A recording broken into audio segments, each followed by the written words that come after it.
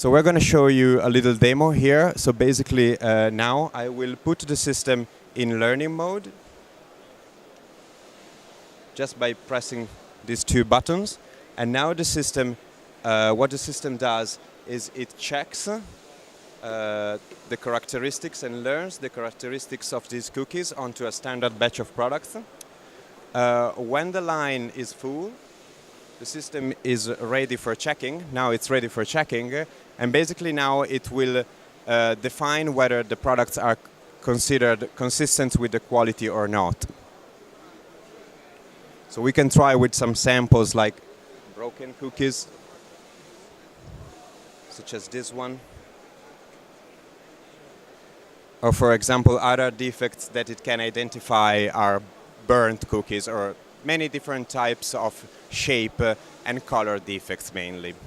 So the system as an output of course provides you statistical data, so you can check for the average color and the information about the shape of the color, such as the minimum axis or the maximum axis, and it can also display to you the latest defects that the system has identified, and you can of course use these data and images as a feedback yourself to improve your production.